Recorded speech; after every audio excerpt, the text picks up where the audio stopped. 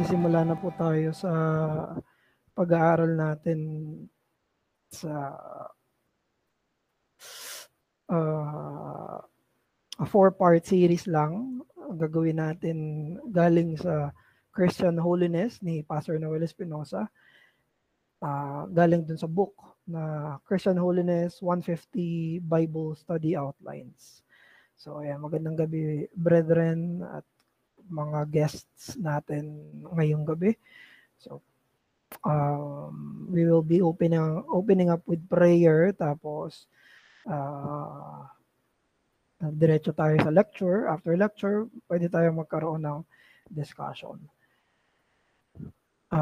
Sa 4-part na pag-aaralan natin, namili lang ako ng 4 doon sa marami pang topics sa reference natin. 4 yung pinili ko. Una is yung laziness, pangalawa boastfulness, pangatlo disrespect, at pang-4 ay ritualism. So again, hindi ito lahat yon, marami pang iba, pero ito lang itatalakayin natin. And November, diretso na tayo balik sa Institutes of Christian Religion ni Calvin.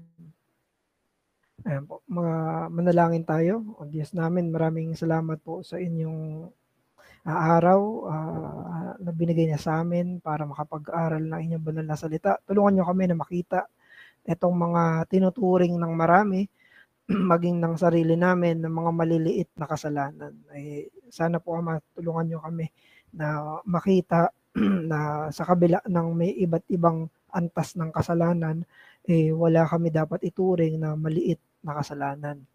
Pinupuri namin kayo at dinadakila aming Ama sa pangalan lamang ni Jesus. Amen. Ayan. Good evening po ulit. So let's go ahead sa ating study. So Romans chapter 12 verse 11, do not be slothful in zeal, be fervent in spirit, serve the Lord. Romans chapter 12 verse 11. So kailangan lang nating bigyan ng linaw yung usapin ng pagkakaroon ng maliit na kasalanan. Pag sinabi kasing maliit na kasalanan, pwede tayong mag-agree or pwede rin tayong mag-disagree. Pwede tayong mag-agree improperly o pwede naman tayong mag-disagree improperly. So pag sinabi nating merong degree ng kasalanan, tinuturo yan ng scriptures na meron talagang iba't ibang antas, pabigat ng pabigat yung kasalanan. May mga kasalanan talaga na mas worse at meron talaga mga worse na sinners. Meron talagang totoong antas iyan sa harapan ng Panginoon. So pero gusto natin i-clarify na pagdating dito sa mga sa iba't ibang antas ng kasalanan, it is bad, worse, and worst. Walang good na sin. Walang kasalanang mabuti, walang kasalanang maganda. Walang kasalanan na kaaya-aya sa harapan ng Diyos. Pero mayroong mga kasalanan na going from bad to worse. Kaya naman dapat hindi tayo mag-skip sa usapin ng mortification of sin. Lahat iyan ay dapat na minomortify from the bad to the worst. And we believe na yung mga worst sins at worse sins ay nanggagaling kapag pinabayaan yung mga bad pa lamang na level ng sin. So, mali na isipin na ang lahat ng kasalanan ay pantay-pantay lang sa harapan ng Diyos. Ultimately, hindi totoo yun. Hindi lahat ng kasalanan ay pantay-pantay sa harapan ng Diyos. We can say na lahat ng kasalanan ay pantay-pantay na nakakamatay, pantay-pantay na masama, pero ultimately speaking, ang Bible mismo ay nagtuturo ng degrees. Ang Bible mismo ay merong tinatalakay na may mas heavier gravity ng sin kaysa sa iba. Kaya titignan natin yan by means of review pa lamang. Pero hindi tayo nag-agree sa Roman Catholic Church sa classification nila ng mortal sin sa venial sin. So meron kasing tinatawag na mortal sin. Ito yung kasalanan na mapupunta ka talaga sa impyerno. Pero merong mga venial sin na mas hindi mortal, hindi nakamamatay na mga kasalanan. So we disagree with the Roman Catholic Church diyan dahil ang lahat ng kasalanan ay mortal sin. Walang kahit anong kasalanan na masasabi natin na hindi tayo may impyerno. Lahat ng kasalanan ay nakakaimpyerno kahit na merong mga mas greater degrees doon. So merong classification ng Bible pag pinag-usapan ang kasalanan. Sabi ng Panginoong Hesus mismo, it is the Lord Jesus himself. Sabi ni Jesus John chapter 19 verse 11, therefore he who delivered me over to you has the greater sin. Ang kausap ni Jesus ay si Pontius Pilate. Nung kausap niya si Poncio Pilato, sabi niya, yung mga nagdala daw kay Jesus, kay Pontius Pilate, ay merong greater. Yan ay comparison. Greater sin. Again, this was coming from the mouth of the Lord Jesus.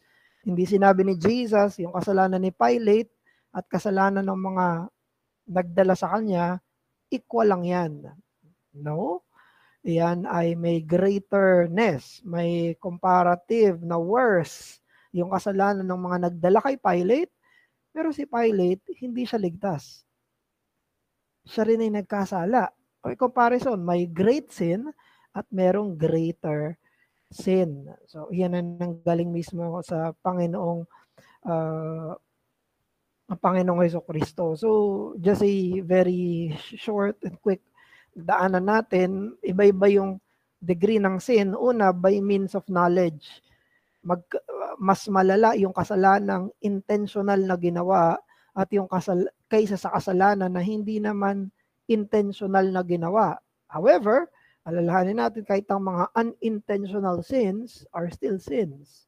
So, meron tayong mga sa batas natin, sa civil law natin na ignorance of the law excuses no one. So, nung nasa college ako, tumawid ako sa hindi pedestrian lane sa Marikina. Kita natin sa amin sa Pasig, kahit tumawid ka, hindi ka naman uhulihin eh. Doon, hinuli kami. Kahit na hindi ko naman alam. So, akala ko okay lang. Kasalanan, paglabag pa rin yun sa batas. Ganun sa harapan ng Diyos. Merong mga command sa Old Testament kung saan merong tinatawag na unintentional sins. At mas malaki or mas aggravating yung usapin na intentional nila na ginagawa. Pero kapag hindi natin alam yung kasalanan iyon by willful ignorance, ibig sabihin ayaw nating alamin kung kasalanan ba o hindi, yun ay another burden sa usapin na yan. So, for example, greater yung judgment nila ng mga nakapakinig ng gospel kesa doon sa mga hindi nakapakinig ng gospel. Pero yung mga hindi nakapakinig ng gospel, sila pa rin ay hahatulan ng Panginoon. Hindi sila excuse na, ay, hindi mo narinig yung gospel, so okay lang yan. That's not it. They have still sins that they must face God or account for. Another is yung degree ng action. Hindi lang ito tungkol sa intentional, unintentional, pero degree rin ng action. Merong mga kasalanan sa isipan lang, pero may mga kasalanan na ginagawa. Of course, mas malala, greater degree, yung mga kasalanan na ginawa. Naalala niyo yung sinabi ng Panginoong Hesus na nag-isip ka pa lang ng malaswa sa isipan mo, sa hindi mo naman asawa. Adultery na yon. Adultery talaga yon. Yun ay kasalanan talaga sa isipan. Magalit ka lang sa kapwa mo ng walang dahilan, yun ay murder na. That is a real sin kaagad. Pero when we act upon it, kapag ginawa na siya by speech, pag ginawa na siya by action, yun ay greater na degree ng kasalanan. Meron ding mga degree ng kasalanan from self-harm to daming harm. Ito na yung madadama yung ibang mga tao, ma-harm yung ibang mga tao. So, by principle, yung gravity ng kasalanan ay proportion doon sa favor ng offender. Ay, sino bang na-offend natin sa mga kasalanan na ito? Ito ay ang Diyos mismo. Sa lahat ng yan, ang Diyos mismo ang ginagagawa na ang batas niya yung nagagawa ng kasalanan. So, wala tayo pwedeng tawagin na little sins. Yan ay quote and quote lang na little sins. Kung hindi great sin, greater sin, at greatest sins. So, ganun yung categorization na na meron tayo. So, yung sabi ni Pastor Noel, let the degrees of sin lead you to take every sin seriously. So, while there are degrees of gravities of sin, there are no little na mga kasalanan. So, ano ba yung isa sa mga kasalanan na tatalakayin natin na tinatawag na little sins na tinuturing? Iyon yung laziness, ayun yung katamaran. Again, Romans 12:11, do not be slothful in zeal, be fervent in the spirit, serve the Lord. So merong mga words na synonymous pagdating sa usapin ng laziness. Ito yung sloth at yung idleness. May mga pagkakatulad iyang mga yan. Yung word na sloth ay kabaliktaran niya ng word na zeal. Ang sloth ay yung hindi pagiging zealous doon sa usapin ng paglilingkod. This word, yung laziness, sloth, idleness, lahat ng yan ay applicable sa lahat ng mga tao. Bilang mga nilikha ng Diyos, ginawa tayo ng Panginoon para magtrabaho. So all of us were created by God not to do nothing, but to work, to build, to make, to subdue, to do fruitful, productive actions and endeavor. So, ang tao ay nilikha ng Diyos para may gawin. Nung ginawa si Adan at Eva, nilagay sila sa Eden. Nilagay sila doon sa isang lugar kung saan magtatrabaho sila. Actually, si Eve ay binigay kay Adam dahil wala siyang katuwang sa pagtatrabaho doon sa mga pinapagawa sa kanya. Ang tawag kay Eve ay helpmeet, partner sa mga gagawin at tatrabahuhin ni Adam. So, lalo na bilang mga believers, bilang mga mananampalataya, na tayo ay niredeem mula sa mga kasalanan natin, niredeem tayo mula sa mga hellbound na direction natin, mas particular na inaasahan tayo. Sabi diyan sa Romans 12:11 na huwag maging slothful. Nire-recover kung mismong dahilan kung bakit tayo ginawa ng Panginoon. So, ang laziness, yan ay the habit of avoiding or neglecting tasks requiring effort or work. Ang katamaran ay yung kinasanayan na iniiwasan yung mga dapat talagang gampanan, dapat talagang trabahuhin. So, hindi natin dapat ito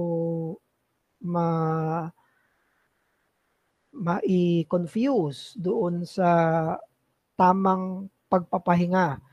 So, meron talagang pahinga na nararapat sa atin. Ginawa ng Panginoon yan sa Creation Week. God rested on the seventh day. He does not need rest. Hindi niya na kailangan ng pahinga. Ang Diyos ay hindi napapagod. Pero bilang example sa mga tao, tayo ay binigyan niya ng halimbawa para magpahinga, 6 work days and 1 rest day. So pag nagpahinga tayo, hindi ibig sabihin no, na yun ay laziness na. So merong proper rest na utos mismo talaga ng Panginoon. Pero ang laziness ay tinuturing natin bilang isang habit. Sabihin, kinasanayan na. Again, pag sinabing habit, hindi ito ay kinasanayan, ito ay regular na, ito ay naging buhay na, ito ay naging totoong ginagawa na ng tuloy-tuloy. So of course, this must be distinguished doon sa may mga panahon talaga na wala tayo sa disposition na magtrabaho. Kaya may term tayo na tinatamad. Yan. May mga panahon talagang nakakatamad. May mga times na ganyan, may mga dispositions na ganon. Pero nasa sa atin 'yon, kung tinatamad tayo, gagawin nating habit. Tinatamad tayo, will we bite into the temptation? Pag nararamdaman na tinatamad ako, temptation pa lang 'yon. Pwede mong gawin or hindi gawin. So, pag sinabi rin nating idleness, ang ibig sabihin ng idleness ay hindi inoccupy sa kahit anong meaningful activity na dapat kung saan tayo nandoon. So, very important yung word na idleness sa usapin ng laziness kasi may kinalaman yan later on sa mga hindi naman talaga dapat natin pinagkakaabalahan pero doon tayo nagiging abala. So, anong opposite ng laziness? Ang opposite ng laziness ay diligence. Ang usapin ng diligence ay yung kasipagan, consistency na actively ginagawa yung kanyang trabaho, yung conscientious na paggawa ng trabaho. So, palaging magkabaliktad yung diligence sa sloth, lalo na kapag pinag-usapan natin ang Book of Proverbs. Pag binasa niyo yung Book of Proverbs, ang dami dyan, tuloy-tuloy na contrast yung diligent at yung lazy. Ang madalas na nagkakaroon ng gain ay sila ng mga diligent, hindi sila ng mga slothful. Meron talagang mga panahon kung saan pinagpapala ng Diyos despite our laziness, pero hindi yun ang normative. Ang normative na ginagawa ng Panginoon ay sa kanila na nagpapakasipag. Pagpapakasipag ay ginagawa lang kung ano yung nararapat niyang gawin. So hindi ito doing the extra mile, kung hindi doing what is expected by God. Ganon din yung diligence, kasipagan, yan ay nagiging virtue or grace sa mga believers. Alalahanin natin yung Galatians chapter 5, fruit of the Spirit, love, joy, peace, long-suffering, meekness, gentleness, faith. Yung mga yun ay hindi exhaustive. Hindi yun exhaustive fruit ng Spirit. Ang dami pang ibang mga fruit ng Spirit na hindi nakalagay doon. At isa sa mga fruit ng Spirit, spiritual grace, ay grace ng diligence.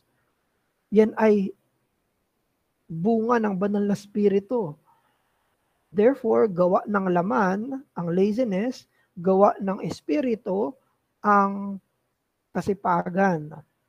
So pag sinabi natin na idleness, pag sinabi natin na hindi ginagawa yung dapat, huwag nating isipin na ang ibig lang sabihin nun ay hindi nagagampanan yung mga dapat tapusin. Hindi ibig sabihin na it was just left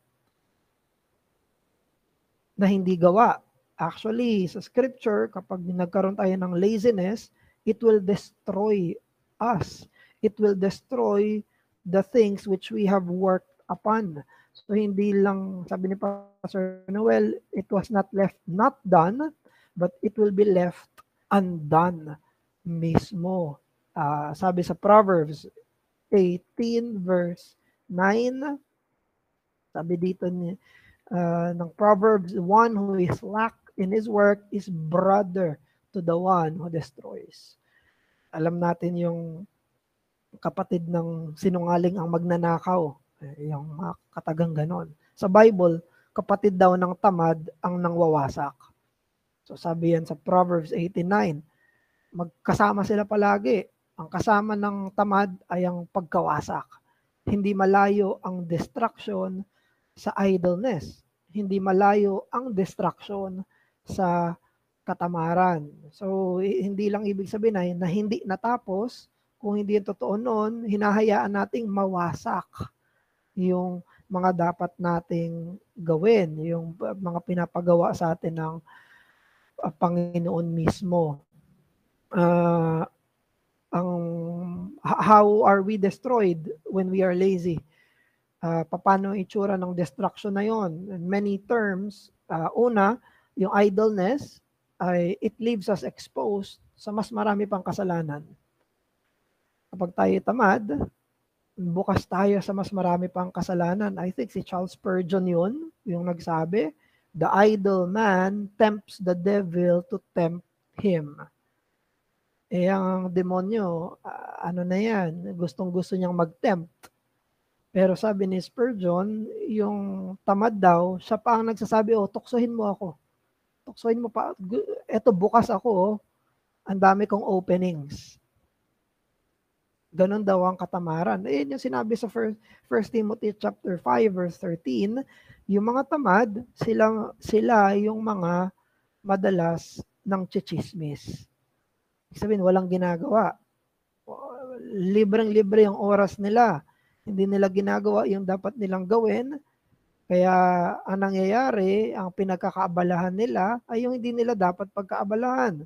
1 Timothy chapter 5 verse 13. Kaya ang nangyayari, nakakaroon ng time for the things na hindi naman nila dapat pakialamanan. Yun ay ang gossip at pagiging meddlesome. Kaya tuloy, sabi ni Apostle Paul sa New Testament letters niya, be at peace with everyone. May sense of mind your own business. Kasi meron talaga tayong business na dapat yun ang pinagkakaabalahan natin. And if we do not mind our own business, we will be meddlesome to the businesses of others. At we will be exposed to more sins. I believe, hindi naman tayo iba dyan bilang mga believers. I believe you can agree by experience ng maraming times na natutukso tayo sa kasalanan at nalalaglag tayo sa kasalanan at samot-saring temptations ang umatake sa atin when we are not doing the things na dapat talaga natin ginagawa. So that is point to consider. Ganun din, idleness in service will deserve judgment. Sa parable mismo ng Panginoong Hesus sa Matthew chapter 25 verse 26, ang sinabi ng Panginoong Hesus mismo doon sa isang servant niya, ito yung parable ng talents. 'Di ba, ang parable ng talent ay yung talent, ibig sabihin doon pera. So, yun ang currency nila dati. So, binigyan niya ng 1, ng 5, ng 10. Tapos sa mga talents na yon, yung isa ay tinago niya lang, nilagay niya lang sa lupa. Tapos pagdating ng master niya, bumalik yung master niya, walang tubo. Gusto ng master may tubo. Yung binigay niya dapat merong profit, may fruitfulness. Walang tubo. Sabi kasi nung servant ay natatakot siya. Kaya sabi niya, hindi niya na ginawa iyon. Alam niyo ang sabi ng master sa kanya, you wicked, lazy servant. Yun ang sabi niya. Sa Matthew 25, verse 26. Sabi niya, you wicked, lazy servants. So you knew that I harvest where I have not sown and gather where I have not scattered seed. Tapos pinarusahan na siya. He was doomed to eternal judgment. So, ang tawag sa kanya, magkatambal, masama, at wicked at slothful. So, sa atin, pinagkatiwalaan tayo ng Diyos sa ating mga stewardship, sa ating mga skills, sa ating mga kakayanan na paglingkuran siya. At lahat ng iyon ay inaasahan ng Diyos na tumubo. Inaasahan niya na merong bunga yung mga ginagampanan, kahit gaano kaliit. Pero inaasahan niya na may ginagawa tayo para mismo sa Kanya. At idleness, it will deserve judgment. Number 3 naman, yung idleness ay inconsistent sa promised future ng mga mananampalataya. Ang pinangako sa mga believer ay isang hinaharap na full of glory, full of majesty. Kaya ang inaasahan sa kanila ay maging masipag. Ang Hebrews chapter 6 verse 11, sabi sa Hebrews chapter 6 verse 11, we want each of you to show the same diligence to the very end, so that what you hope may be fully realized. Grabe. At dahil meron tayong totoong pag-asa na eternal glory, hindi yan ang maging reason na magiging slothful tayo. Dahil meron totoong glory na paparating, mas pag-iigihan mismo natin. Diyan sa mismong verse 11 yan, di ba? So sabi sa verse 12 ng Hebrews 6, we do not want you to become lazy, but to imitate those who through faith and patience inherit what has been promised. Very inconsistent sa atin bilang mga believers kung tayo ay makakatanggap ng kaluwalhatian, pero slothful tayo. Sila na mga magpapakasipag sa Panginoon ang pinangakuan ng promised future. Sabi nga ni Pastor Noel, a believer who knows his task will not run out of activities. Kapag alam natin kung ano yung mga pinapagawa sa atin ng Diyos, sa totoo lang, kulang ang oras. Kulang na kulang ang panahon. Ilang taon tayo mabubuhay? 70, max 80, kung katulad ni John MacArthur. Ayan. Yung panahon na yun, actually, kulang pa. Yung buong buhay natin ay inaasahan ng Diyos na alam natin yung pinapagawa niya sa atin. Alam ng Panginoon na meron siyang mga tasks na inaasahan sa atin. May pinapagawa sa atin ng Diyos sa Lunes, pinapagawa sa atin ng Diyos sa Martes, pinapagawa sa atin ng Diyos pagpasok sa ating mga kanya-kanyang work. May pinapagawa sa atin ng Diyos pagkagaling sa work. May pinapagawa sa atin ng Diyos sa ating family. May pinapagawa sa atin ng Diyos sa ating local churches. May pinapagawa sa atin ng Diyos sa ating mga asawa. May pinapagawa sa atin ng Diyos sa mga may sakit. May pinapagawa sa atin ng Diyos sa mga anak. May pinapagawa ang Diyos sa atin for our parents. May pinapagawa ang Diyos sa atin sa ating mga neighbors. May pinapagawa ang Diyos sa atin in every relations that we have. Totoo yan sabi ni Pastor Noel. Kung alam natin ang task natin, we will not run out of activities. Alam natin na meron talaga tayong mga kailangang gampanan. Diniscuss din dito ni Pastor Noel yung procrastination. Ayan, very relevant yung word na procrastination. No?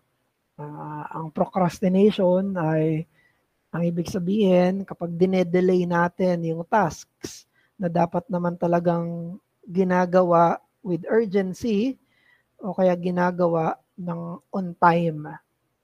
Pwede rin na ginagawa ng maaga. Pag pinag-usapan natin ang procrastination, kabilang yan sa usapin ng laziness.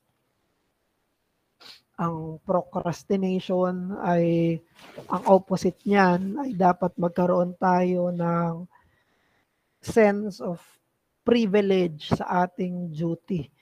Meron tayong sense na pribilehiyo yung mga ginagampanan natin o yung mga pinapagawa mismo sa atin ng Panginoon. Because kapag, sa totoo lang, kapag hindi iniisip natin na unworthy yung mga tasks, unworthy yung mga work, unworthy, unmeaningful, unpurposeful, dyan papasok yung procrastination na hindi ito meaningful, na kaya ko siyang ipamamaya na. Sabi ni Jesus mismo, palitan ko lang ng translation, NIV kasi yung mga nasend ko kanina, gamitin natin ESV. Ayan. Sabi ni Jesus sa Luke 12 verse 48. Again, it's the Lord Jesus na nagsasalita dito. Sabi ni Jesus, but the one who did not know and did what deserve a beating will receive a light beating. Everyone to whom much was given, to him much will be required. And from him to whom they entrusted much, they will demand the more.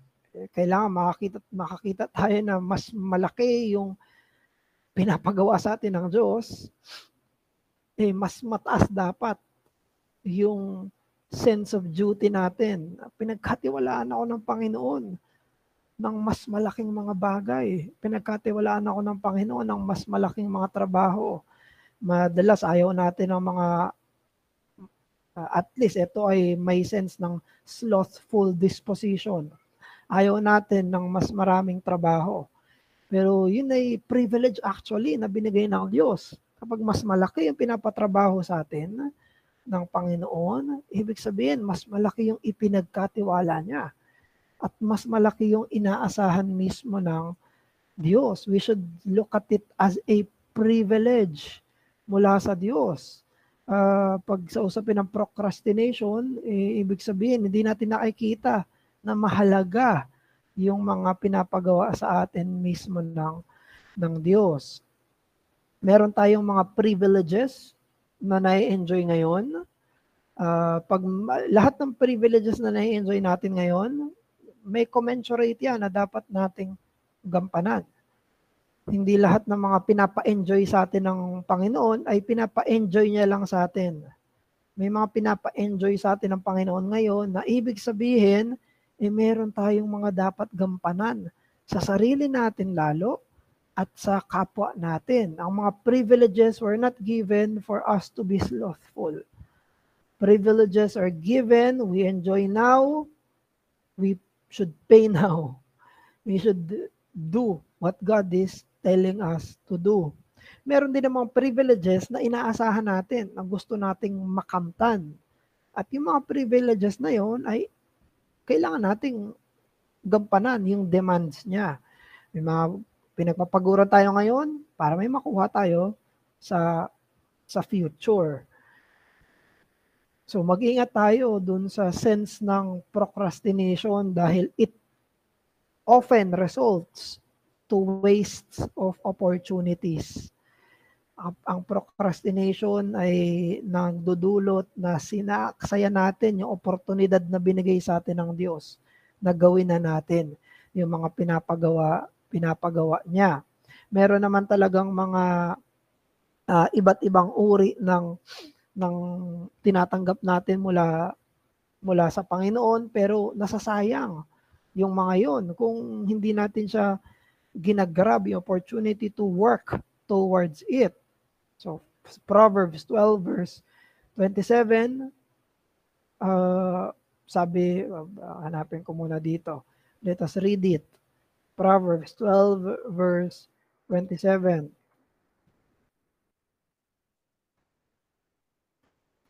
Ayan.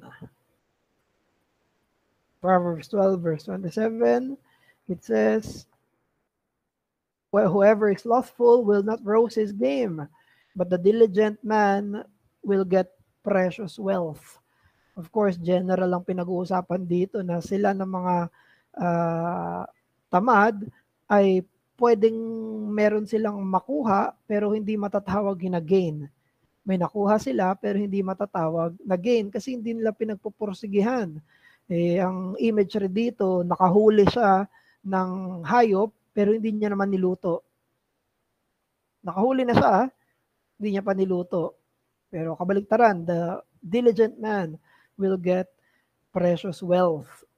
Ganon din sa kaligtasan. Pag sinabi ng scripture ang usapin ng gospel call, marami ang nagpo-procrastinate pa rin diyan. Isipin natin, panawagan ng ebanghelyo, panawagan ng buhay na walang hanggan. Pero, hindi pa rin nila ginagrab yung mga panawagan na yun. Anong tawag doon? Procrastination. So, 2 Corinthians chapter 6 verse 2. For he says, in a favorable time I listened to you, and in a day of salvation I have helped you. Behold, now is the favorable time. Behold, now is the day of salvation. Bawat panawagan ng ebanghelyo, bawat salita ng Diyos na napapakinggan, ay usapin iyan na tinatawag sa gospel. Pero alam natin na hindi lahat ay nangyayari yan. Pinamamaya na. Naalala ko sa Book of Acts yata si Festus iyon, isa sa mga nagja-judge kay Apostle Paul. Nakikinig siya kay Apostle Paul sa pangangaral niya. Kinakausap niya one-to-one. Pero hindi niya ang Felix. Siya pala yun. Si Festus or Felix. So thank you, Kel. So isa sa mga nag-judge sa kanya. Tapos ang ginawa ay pinamamaya na. Tapos after nun, ay hindi na siya na-record sa scripture. Hindi natin alam. Sabay naligtas, sabay hindi. Pinalitan na siya sa posisyon niya. Sayang yung pagkakataon na tinatawag siya sa kaligtasan, pero pinamamaya niya. So imagine that. There was also a story I've heard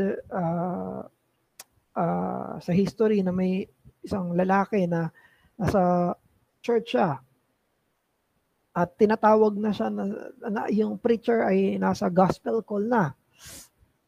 Yung preacher ay tumatawag sa kaligtasan doon sa mga hindi pa nakakakilala sa Panginoong Jesus. At nako-convict na siya.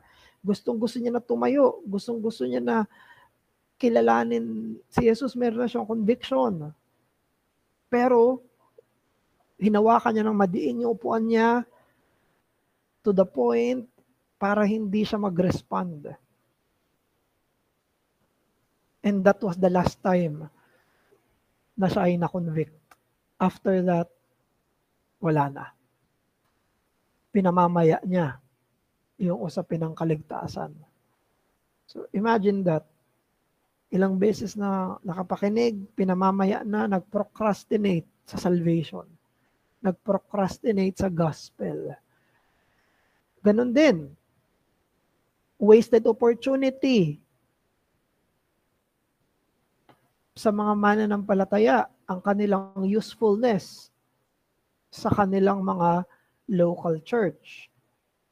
Sa 2 Timothy chapter 2 verse 21. Yung sinabi ni Apostle Paul, let me quote it muna. Ayan. Sabi ni Apostle Paul, therefore if anyone cleanses himself from what is dishonorable, he will be a vessel for honorable use, set apart as holy, useful to the master of the house, ready for every good work. Ang mga mananampalataya ay nilinis ng Diyos para maging malinis na gamit, para maging malinis na vessel. They are set apart para maging ready for good work. At kapag ang mga gawain para sa Panginoon ay hindi ginagampanan, default na yan na sintomas ng usapin ng procrastination, ng hindi kasigasigan sa usapin ng serbisyo ng Panginoon. Maalala nyo rin yung Ephesians chapter 2. Di ba yung Ephesians chapter 2, verse 8 to 9, for by grace you have been saved through faith, not of works, lest anyone should boast. So, pero meron yun hanggang verse 10. Yung Ephesians 2 na yan. Yung Ephesians 2 ay sa verse 10, ang sinabi doon, for we are His workmanship, created in Christ Jesus for good works. So we are saved by grace through faith for good works, which God prepared beforehand that we should walk in them. Kasama sa mga hinanda ng Diyos, kasama sa dinikri ng Diyos ay yung mga pinapagawa sa mga mananampalataya. At yun ay dadaanan natin. Ibig sabihin, bawat araw, bawat panahon, meron sa ating pinapadaanan. O, dito ka dumaan, Joseph. Ito yung mga pinapagawa ko, Joseph. Dito ka dumaan.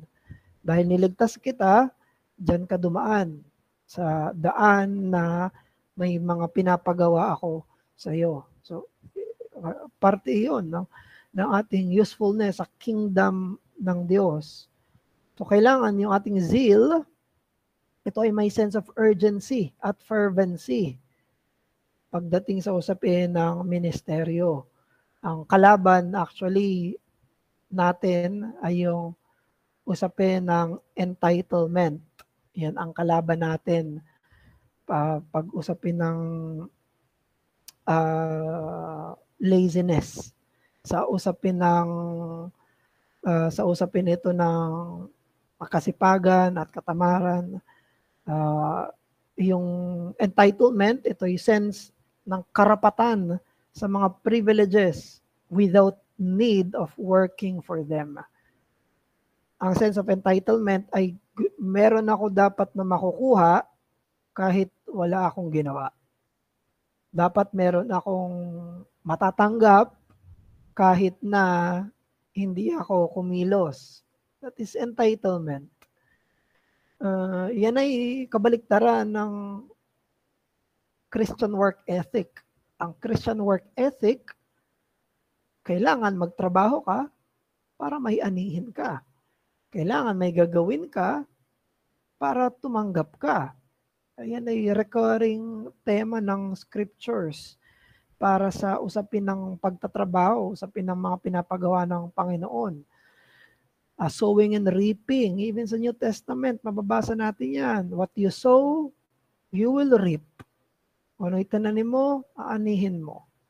So, very relevant ito sa usapin ng entitlement. May mga napapanood ako na videos. May isang, hindi ko kilala to. May nag-interview siya ng mga multimillionaire, mga entrepreneur. Nag-interview siya.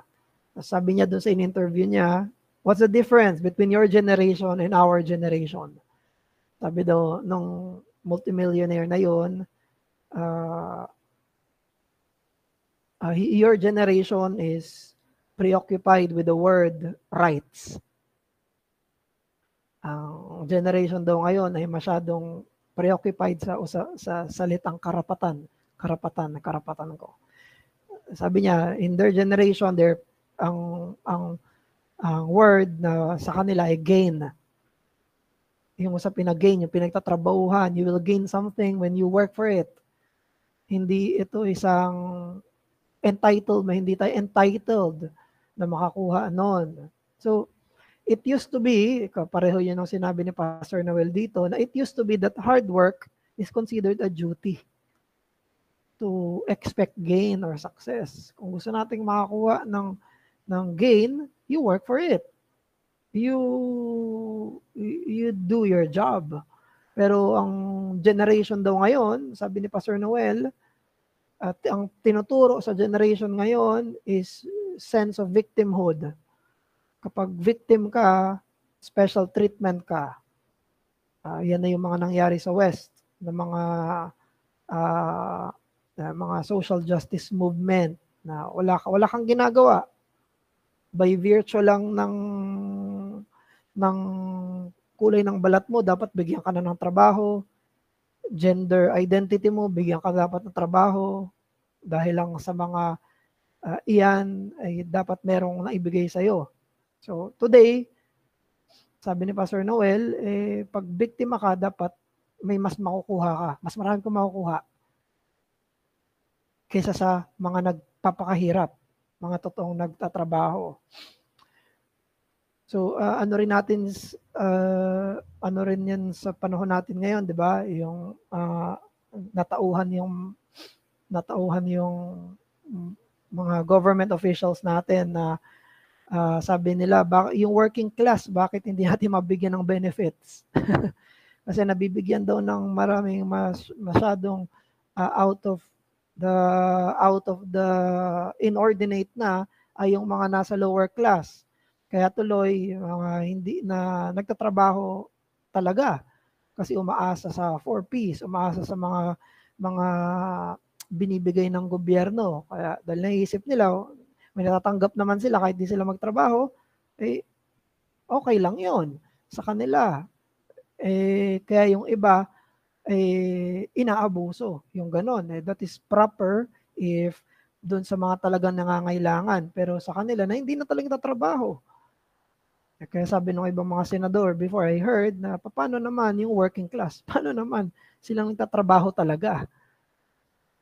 So, entitlement, mag-ingat tayo na yung word na yung sense of entitlement, it displaces the prominence of hard work as defining of success. Naalis dito yung usapin na ng kasipagan, ng diligence. Kaya may tatlong sinabi si Pastor Noel dito, work, not claim, earn, not get, grace, not worth. Magtrabaho, hindi lang claim ng claim.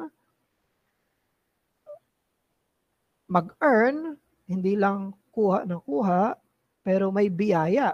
Hindi ito sinasabi na worth. So, yung equal opportunity to work is not a matter of claim. Basahin natin ang 2 Thessalonians chapter 3 verse 6. Ayan, no? Sabi dito sa again, may mali silang eschatological na pananaw dito. Kaya ito sinasabi ni Apostle Paul. Sabi ni Apostle Paul, now we command you, brothers, in the name of our Lord Jesus Christ, that you keep away from any brother who is walking in idleness and not in accord with the tradition that you received from us. Ang tradisyon na nakuha na ng Thessalonian church sa mga apostles ay tradition of hard work, tradition of diligence. So itong mga apostol ay hindi, lalo na si Apostle Paul, nag-tent making pa si Apostle Paul, di ba? Sa kanyang gustong ipakita dun sa mga believers na kailangan magpakasipag. Another is earn, not get. Pareho pala ito nung nabanggit natin kanina. Getting from government is the easy option. Earning has dignity. Ayan, kapag tanggap lang tayo ng libre, napakadali naman yan. But where is the dignity? Alam natin na kasama sa dignity ng tao ay yung dignity to work. Kaya pansinin nyo, kahit na yung mga lolo't lola natin, bakit gusto palagi may ginagawa? Kasi ang maiisip nila kapag wala silang ginagawa, para silang walang silbi. At hindi maganda yun sa pakiramdam, hindi maganda yun sa diwa ng pagiging tao. Kaya may ginagawa because there is a sense of dignity there. May sense of accomplishment. Nalinis ko ang bahay, naayos ko ang bahay, may nagampanan ako, may nakinabang sa akin. Yan yung dignity na binibigay sa atin ng Panginoon sa ating pagiging imago Dei, na tayo can create according to the image of God. At meron dun sense ng dignity. But also, kailangan nating isipin na maging sa usapin ng kasipagan, it is grace and not worth. Na maging sa ating kasipagan, ito pa rin ay biyaya mismo ng Panginoon. Kahit gaano tayo magpakasipag, ang kahinat na noon or magiging outcome noon ay nasa Panginoon pa rin. 1 Corinthians 3:6-7, sabi ni Paul, I planted, Apollos watered, but God gave what? The increase. So neither is he who plants nor he who waters is anything, but it is God who gives the growth. So pag ginampanan natin yung mga bagay na dapat nating gampanan, at ang iisipin natin din, pagpapala yun ng Diyos. That was grace ng Panginoon. Hindi isipin dapat, ay, kaya ako natanggap to kasi deserve ko to. Nagawa ko, yung result ng lahat ng hard work ko ay dahil talaga sa akin. No, sabi ni Apostle Paul, may nagwater, may nagplant, but God gave the increase. So, applicable yan sa buong buhay natin. You work and work and work, and when you get, is grace. Fruit of your labor, ay grace din yan. Sa verse 7, neither he who plants nor he who waters is anything, but only God who gives the growth. Kung nating isipin, applicable lang itong verse na to sa church. Nating isipin, applicable lang itong verse na to sa mga spiritual matters. Lahat ito, buong buhay natin. Lahat ng labor mo sa family mo, magkakagrowth lang yan, grace. Lahat ng labor mo sa vocation, magkakagrowth yan, grace. Lahat ng pinag-aralan mo, tinapos mo, tapos nakakuha ka ng trabaho, tapos may natanggap ka from that, na-promote ka, may mga incentives ka, merong mga additional grace. Sana yan ang maisip natin bilang mga believers, na hindi natin isipin, ay sa evangelism, grace ang result. Pero pag nagtatrabaho na ako, hindi na grace yon. Ano na yan? Dapat. Biyaya pa rin ng Panginoon yan. Yung lahat ng ibinibigay niya sa atin. Pag nag-succeed tayo, that's grace. Nagkaroon ng increase, that's grace. Nagkaroon ng magandang ekonomiya, that's grace. So, yun yung nating isipin pag sa usapin ng kasipagan, work, not claim, earn, not get, and grace, not worth. So, let us choose the dignity of work, the humility of grace, and not the ease of entitlement. Piliin daw natin ang dignidad ng pagtatrabaho, ang papakumbaba dahil sa biyaya, at hindi ang ease ng pagkakaroon ng entitlement. At last na tinalakay ni Pastor Noel dito sa reference natin ay saan masipag ang tamad. Saan masipag ang tamad. Actually, ang tamad ay masipag. Pero according kay Pastor Noel, sa ibang bagay, sa maling bagay, siya tamad or inordinately. Saan daw masipag ang tamad? Siya ay masipag sa pagpapahinga at siya ay masipag sa paglilibang. So ang tamad ay masipag sa pagpapahinga at ang tamad ay masipag sa paglilibang. Oversleeping or resting. Alam natin yan na repetitive words ng Book of Proverbs. Sa Proverbs chapter 6, a little sleep, a little slumber, a little folding of the hand to rest, and poverty will come upon you like a robber, and want like an armed man. Yung tamad daw ay magugulat na lang siya na para siyang ninakawan. Magugulat na lang siya na para siyang ninakawan. Bigla na lang siyang hold upin. Of course, ang ibig sabihin noon ay mawawalan siya. Mawawalan na lang siya bigla dahil sa kanyang katamaran. Ay, yung little na yon, yan ay excuse na dapat mag-work na ako pero wag muna. Mag-work na ako pero wag muna. Mag-work na ako, wag muna. Siguro ang vocabulary natin ngayon 5 minutes pa. Yan siguro. Ganun siguro ang kapag tinranslate yan sa modern language natin, yung a little sleep 5 minutes pa, a little slumber 5 minutes pa, a little rest 5 minutes pa. Hindi mo na ako magtatrabaho. 5 minutes pa. Perhaps. Ganon din, ang lazy person, he's diligent with recreation or amusement. Ibig sabihin sa fun at mga unproductive na mga activities. So of course, sinabi yan ng 1 Timothy chapter 5, verse 6. At sinabi yan ng 2 Timothy chapter 3, verse 4. Sinabi yan.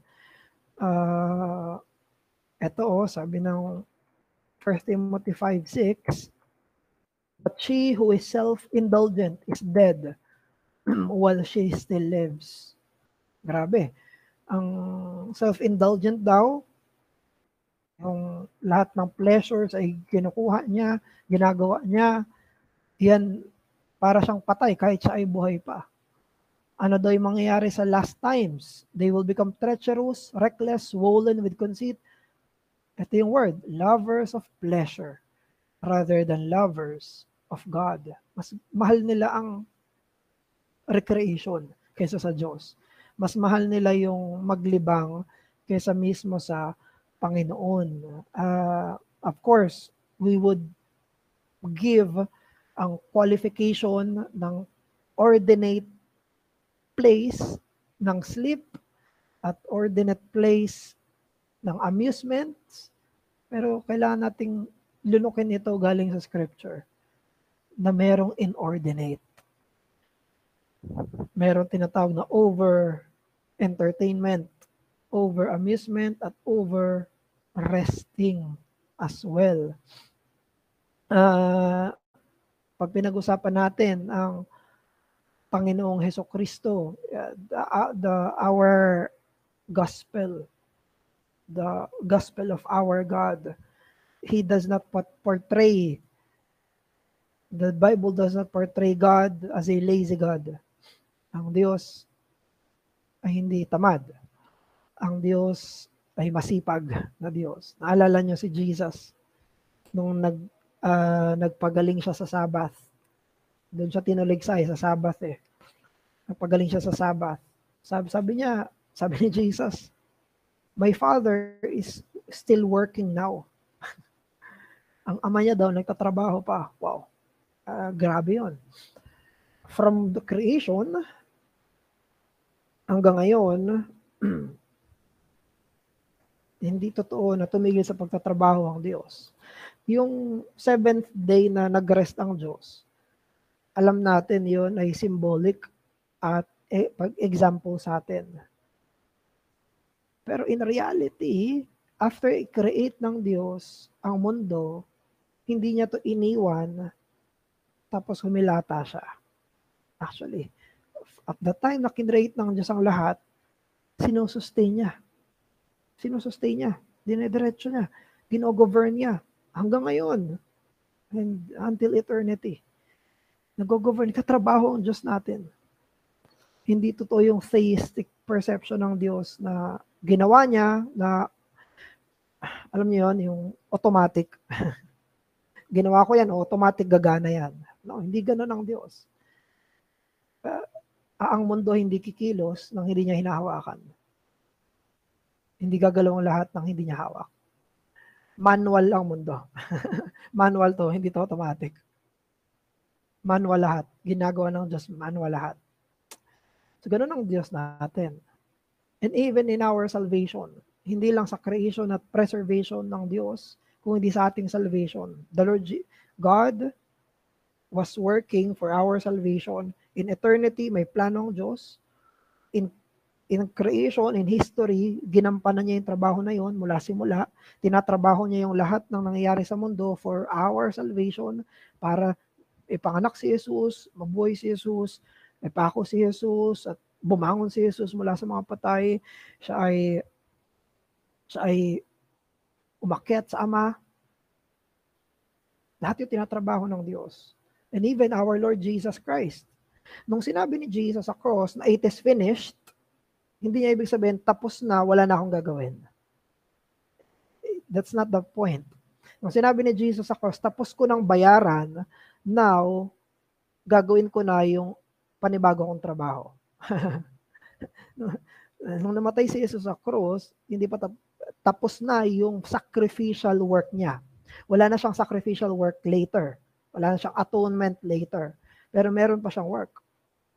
Sabi sa Romans chapter 8, sinabi sa Hebrews, He is still praying for us. He is interceding for us. He is still holding us in our salvation. Through the Holy Spirit, He sent gifts. Tinatrabaho niya tayo. Yung Christian lives natin, that's the work of God. Philippians chapter 2, verse 13. It is He who wills and work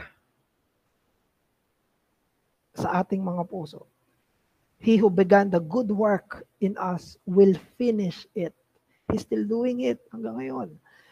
Kaya yung mga believers, actually, araw-araw, kada segundo, tinatrabaho tayo ng ating Panginoon. Ng ating Diyos ay ang pinakamasipag sa lahat.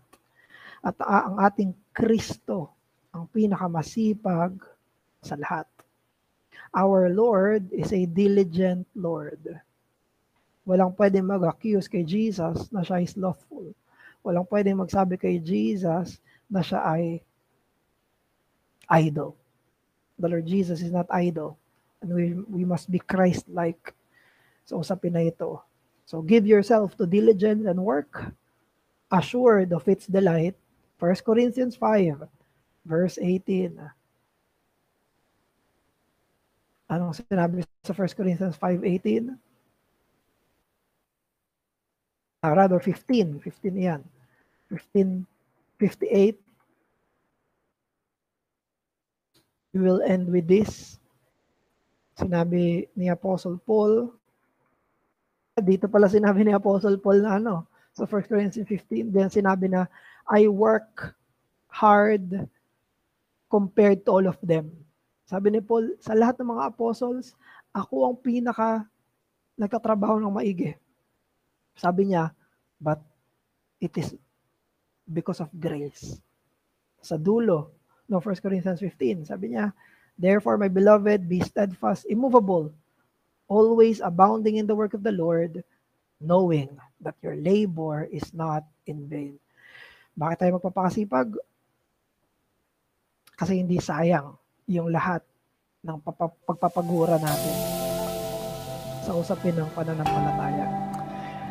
Sige, doon po tayo nagtatapos sa lecture natin.